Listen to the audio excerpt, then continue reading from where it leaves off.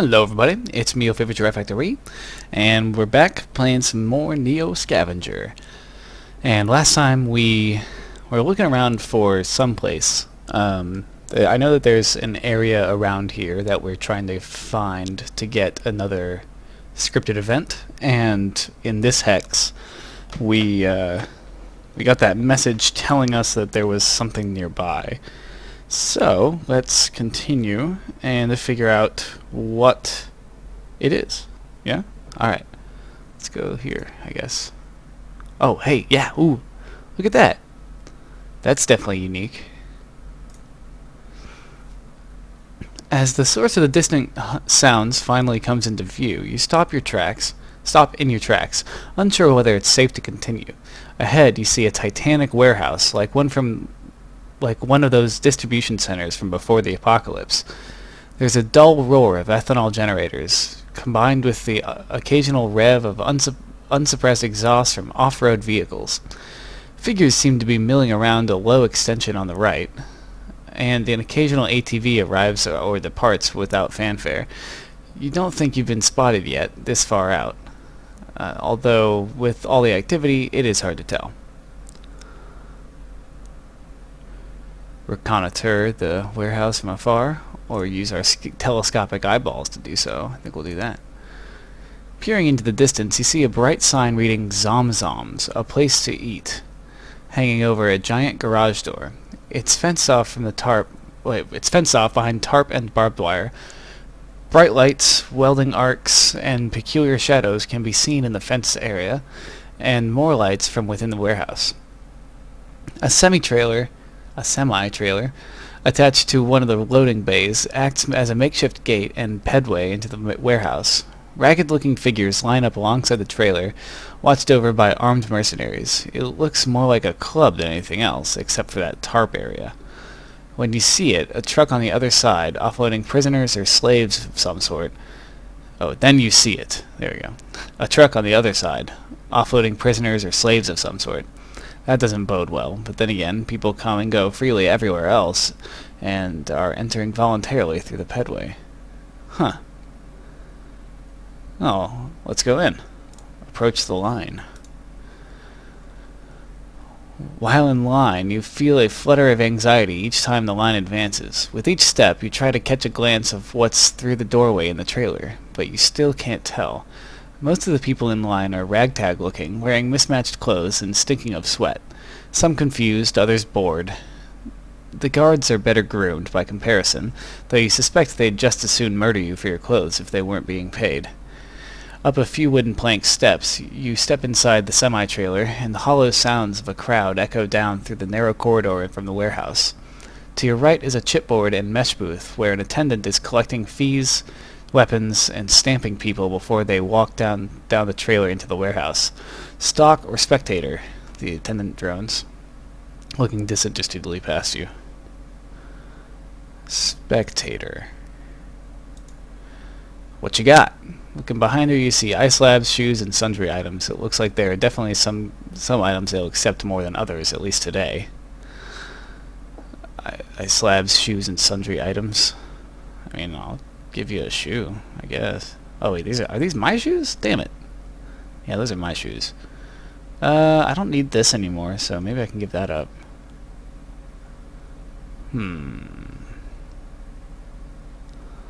What do we want to give? I'll give my binoculars, since I don't need those.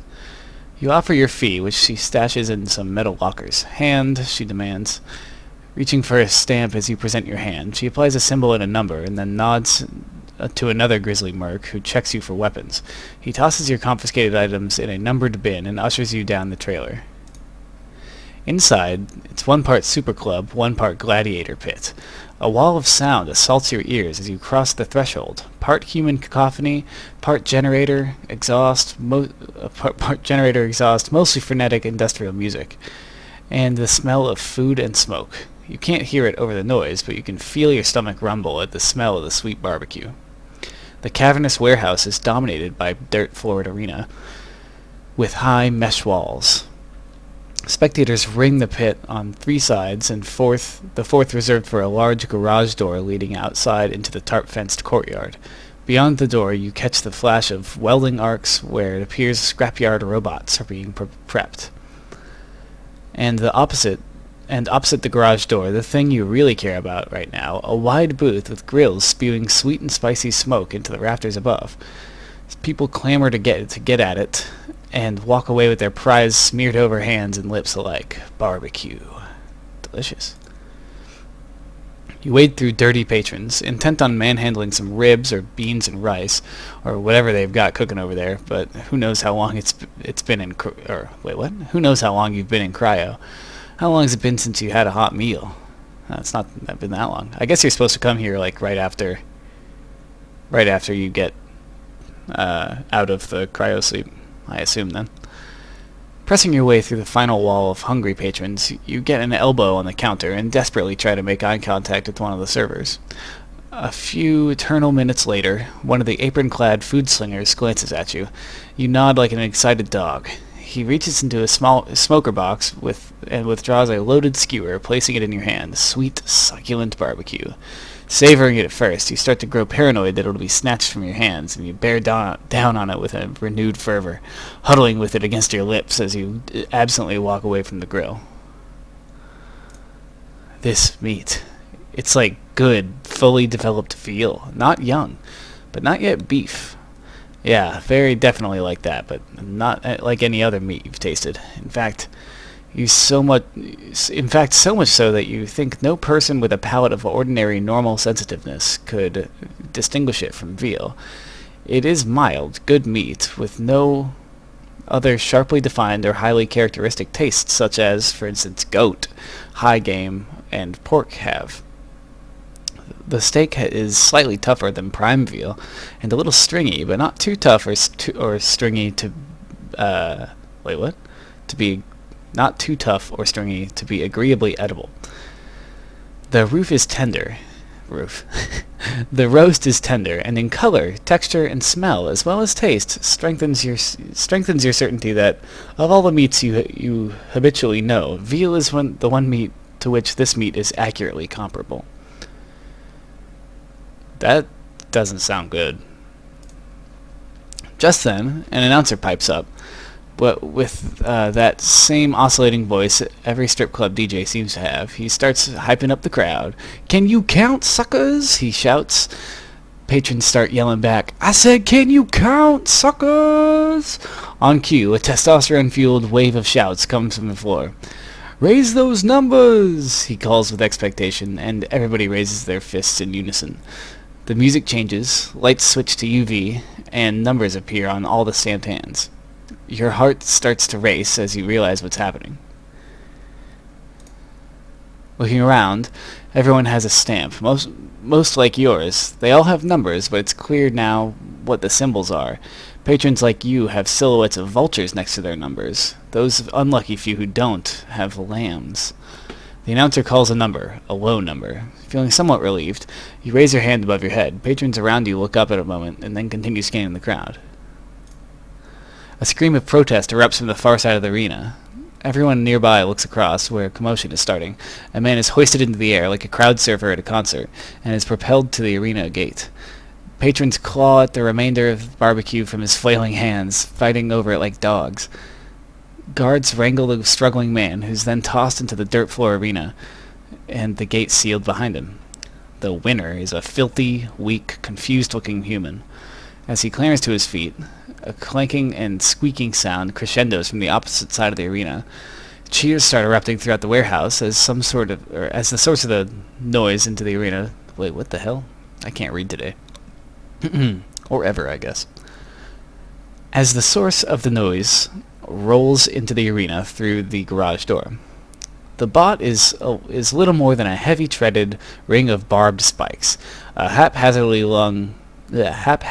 hung LED ticker sits atop its mast, flickering the words "Morning Star," confirming your suspicions as to its nature. Without pausing, the bot starts closing in on the human, who, to his credit, has given up rattling the gate, and is now facing the more immediate danger. He starts circling left, leading the bot to one side of the pit, and then dashes right as fast as he can, bypassing the bot. This move buys him a few seconds, but the bot spins in place on its treads, as the bot spins in place on his treads, but he ends up in the same situation on the reverse side of the arena. This continues for a few laps when the human is visibly wearing down. With the human visibly wearing down. God. Just pick a day to not be able to read the only action scene in the game. Perhaps realizing his error, he switches tactics and leads the robot toward a support column and allows it to get close before ducking around behind it. The bot starts turning in place, but the tread gets hooked on the pillar, and for a moment it appears to be stuck. You can sense the tingle of hope in the man as he watches the bot rock to and fro for several seconds. However, the bot's rocking eventually frees it, and it turns to face him again. Crestfallen, the man returns to his original strategy of dodging the robot like a bullfighter, ever more slowly each pass. It doesn't take long for the robot to wear down his already weakened prey, and scores its first hit, trampling his leg under treads. The man's cry of pain is lost in a wave of cheering from the crowd as the robot backs up. The man hardly has time to limp before it rams him again, this time falling through and impaling him against the wall. Drunk with bloodlust, the crowd is now screaming as the robot backs away once more, and from the stumbling, bleeding man. The bot rams him into the wall one more time and backs away, this time with a human stuck in its spikes. The crowd cries out in ecstasy, which eventually simmers down into a rabble as the arena service personnel remove the entrails. Your mouth agape, you suddenly feel a wave of nausea. You begin looking around, panicked. Why don't we find out what happens if we wait? Sticking around a bit longer, you wait for the pit to be cleared. The music drops out, and the announcer's hateful voice resounds. "Can you count, suckers?" The ritual is starting again. "I said, can you count, suckers?" The chorus of madness ensues. "Raise those numbers!" You raise your fist once more. The music changes. Lights switch to UV. Numbers appear. You hear him call another number, a very low number. You feel some anxiety when it occurs to you that they may run out of stock to call on. If they do, who's next? Not wanting to find out, you decide this is a good time to make for the door when everyone else is preoccupied with the fight. Pressing your way back toward the door, you step into the brightly lit trailer and present your chit to the guard. He locates your bin with your chit's number, retrieves your things, and amazingly, they're all still there. What's more, you notice some items in your belongings that weren't there before. It's a bag with something scrawled across it in black marker. It reads, "Dude." You look back at the guard, but he's already moved on to other patrons. You doubt it was him. You look around the trailer, but nobody here is particularly interested in you. In fact, it seems more than anything else, you get the sense that you're just an annoying obstacle that needs to get out of this trailer. Grabbing the items and your things, you sidestep back towards the stairs and step out into the air. Compared to the inside, the outdoors is deadeningly quiet, made evident by the ringing in your ears. You head off again toward the tree line. Oh, crowbar in a plastic bag? A game of drones. I feel like we read that one last time. Or recently, anyway. A brand new crowbar. For the dude. We already have a nice crowbar, so I guess we don't really need it. Honestly. I don't know why that... I don't get why that was left with us. It's pretty weird. Okay, though. This place seems scary as fuck. And I think we just ate... I think we just might have eaten people. In fact, I'm pretty confident that we did. Zomzoms. Home of angry mobs, loud music, and the human rendering pit, and questionably sourced barbecue. It was a narrow escape that delivered you from this place before, but now you're back. Why are you back exactly? I need more barbecue? No, thank you. I don't know, and I can take care of myself. I'm gonna go ahead and say I don't know. No, you don't, and it's exactly what that kind of thinking that's going to get you killed one of these days. Well, it's a pretty direct message.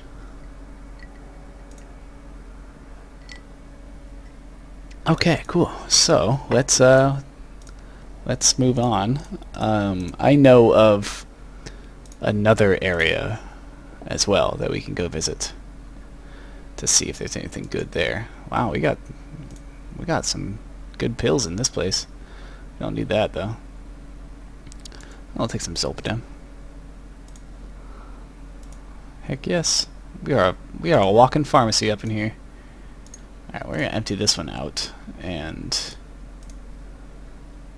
oh, I guess, did it just put it into there? Yeah, it did. Neato. Alright. Okay, put that there, and we don't need that one. I'll take this one hydrocodone. Nice. We are, for real, a walk-in pharmacy. We don't need any of this other stuff, do we? Nope. Okay, cool. Actually, I'm going to destroy this. Just so that no one else can have it. Okay. Let's... so here's the cryo facility. Oh yeah, Zomzoms is directly north. I think you are supposed to, like, find that pretty soon. After you start the game.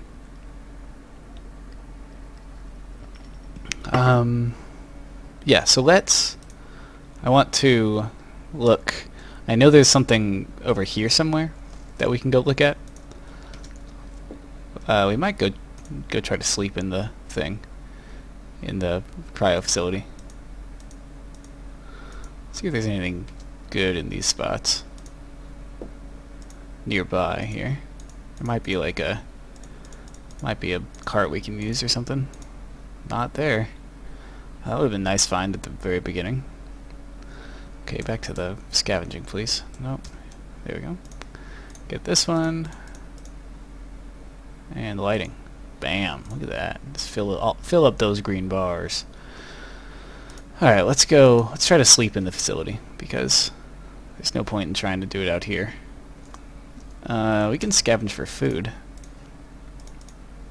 Wow, that's not very good. Hey, look, we found stuff. Neato. Drink these berries and mushrooms. Very good. Drink up some water as well. That way we're alright. Alright, and we'll scavenge here because it opened it back up. We found something. A third window. I'm going to destroy these pieces of meat because that's disgusting. Alright, there. Can I destroy this? Nope. So you can just like find these over and over again. That's pretty funny. Did I just drink some water on accident? No, I scrolled up. I see. I get it. I thought never mind. I saw the thing move, but it's because I accidentally hit my scroll button. Okay, so... we need to rest, right? Let's get out our sleeping bag. We don't have any other good stuff here, do we? We don't need these 2 bottles. We don't need 2 of these bottles, so we're gonna craft them. Grab any 2. Grab some parts and some string. Not enough moves. Cool. Of course, as soon as you start crafting, you're out of moves. This is how it goes when you play this game. Alright, 2 is good enough. Not vehicle. Campsite. There we go. Good. Rest. And sleep. Try to sleep until we get a decent green bar there.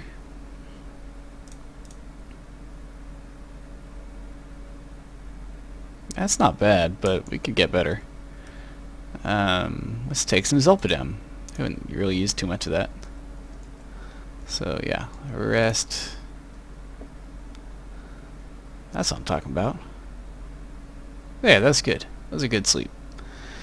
We're gonna take our bag back, but we will leave the noise traps because we can come by here what am I trying to say? Pretty often. So we're trying to go like over here somewhere. I'm not entirely sure where, but it should be relatively close. And when the sun comes back out, it should be pretty obvious.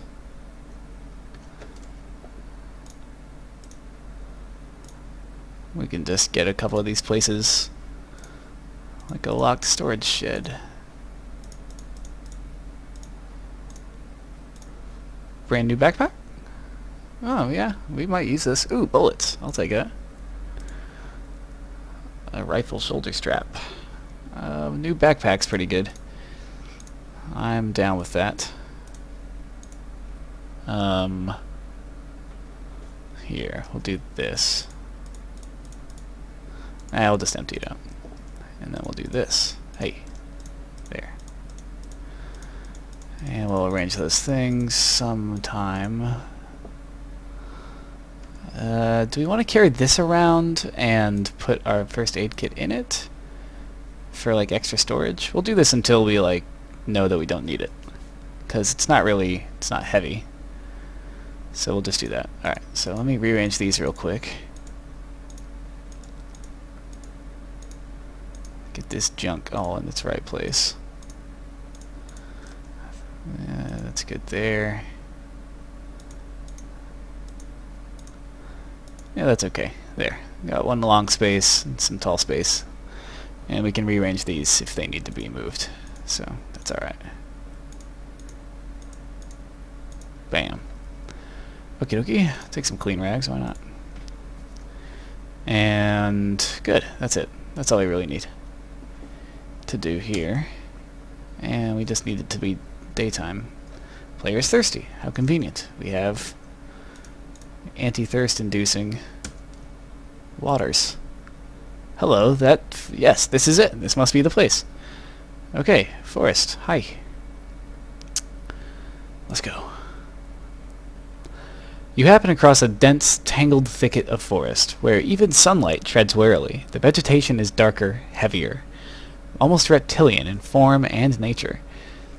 You hear no rustling of leaves, no birds, no scrapings of small rodents through the undergrowth. The wood is soundless, mute, expectant. Like a predator about to pounce, it appears silently poised, anticipating the movement of its prey. A narrow path wends its way tentatively into the depths of the forest, disappearing around the bend only a short distance from where you are anxiously standing. Leave the forest, follow the path, or examine the foliage. Let's examine the foliage. You recognize none of the plants, but notice that quite a few are equipped with oversized barbed leaves. Careful not to brush up against anything. You wonder if they're poisonous. You resolve to eat or drink nothing until you have left the glade. Let's go in. Carefully, hesitantly, you proceed down the path and around the bend. Improbably, the vegetation becomes even darker and thicker, and unnatural silence reigns. Stepping over and around numerous dangerous-looking plants and obstacles is tiring work. The twisting path forces you to duck and lean. You are beginning to wish you were in better shape. Looking around, it's clear that the path winds further into the forest, though the path behind you seems to have disappeared into the slithering undergrowth. And still, nothing stirs. No sounds nor movement. Dark, clammy vegetation clings tenaciously to your clothing, no matter where you stand.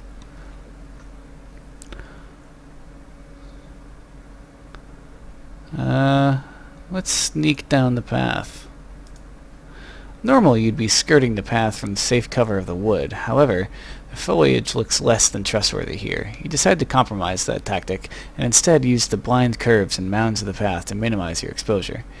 The dead silence makes it tough, but you hope to make that But you hope that same difficulty plagues anything trying to sneak up on you. Your nose twitches as it detects a faint odor of rotting flesh. Sneak down the path. Normally, blah blah blah. You notice a distant sound of breaking branches. It jars rudely against the harsh silence. Cocking your head to hear better, you flinch as it grows in volume. It's heading your way, a rhythmic pounding separated by gaps of dismembering vegetation, like it's leaping or galloping great distances. It's coming closer, much closer, an unstoppable force, forewarned by a deep, guttural growling. Tensing, you realize that whatever hellish abomination it is, it will be upon you in moments. Oh boy. Try to outrun, hide, melee. Let's ambush it. Kick its ass. Gauging its approach, you find a suitable branch to pin back. In such a damp environment, there's a lot of play. What? Yeah, okay. A lot of... I was trying to imagine if it's a typo or not, but I guess it's not. There's a lot of play in the branches, and you think that there might be a chance if that. You think that there might... Gauging its approach, you find a Gauging its approach, you find a suitable branch to pin back. In such a damp environment, there's a lot of play in the branches, and you think that there might have a chance if you timed things just right. Unfortunately, for this to work, the beast will have to see you. As it bounds into view, you almost lose your resolve. It's a stooped, hulking gray thing on 3 legs, with clawed arms to boot. It swings its head around like a pendulum looking for you. Gathering your nerve, you shout at it, and its dim red eyes snap towards you, fixated. It shrieks, and then leaps with frightening speed. Oh god, what? With the beast arcing through the air towards you, you release the branch at the last possible moment. It whips forward, a chorus of pitched air rushing around thick and thin branches, and whacks the beast hard in the chest. The beast's fall continues, though, and clips you as it lands, sending the 2 of you tumbling through the forest floor. It recovers fast and rakes you with its clawed arm, tearing flesh. It stomps on you and shrieks at your face. Then it leaps off, clear out of sight within 1 or 2 bounds. Your body aches, ears ringing, and you start to lose focus. Later, much later, your eyes open, skin tingling and blood surging. You wiggle your toes. You're alive, though still in this forsaken forest. You think that you can see a way out, though, and you're starting to move towards it. Okay. Well, we didn't die, so that's good, right? Owie, bleeding. That's just bruising, though. Okay, here we go. Trade, yeah. Hey. We'll take an average painkiller. There we go. Okay, well, we're not dead, so that's the good news. The bad news is, what the hell just happened? We got attacked by some kind of giant monster. Should we go back in? I don't know. I don't think we should go back in. Not today, but maybe next time. I don't know of the other places on the map. I'm probably going to go look them up because I want to start... I kind of want to see what else is on the map, you know? But I don't want this to be like a really boring play of me just like clearing out the map, because we've kind of got set up and everything, you know. We've got our favorite weapon, we've got a crowbar, we got our eye implants and stuff. Oh, I forgot to charge my night vision goggles. Huh. That kind of stuff, you know. So, you know, we'll just think about it, I guess. I don't want to just go exploring because we are, like I said, just kind of set up. So I feel like that might be a little bit boring. So we'll see. I'm gonna figure out what else is here. I know one thing that we can do to end the play, and that'll be fun. And if we're really, really lucky, we might get some good out of it. Or you know, get some cool moments out of it. But that's only if we're really lucky. So we'll see about that one. But yeah, so that's about it for today then. We did Zomzoms and we found the strange forest, and I'm gonna go look up some other stuff, see what we can do, and maybe we'll try to I don't know. We've done the most in this game than I've ever done in any of my playthroughs in this game, so yeah, I don't know. We'll just find out, I suppose. And so then, until next time, I guess everybody enjoy. I'm saying I guess a lot today. I guess I want to play the game some more, I guess. Alright guys, I'll see you in the next episode. Bye-bye.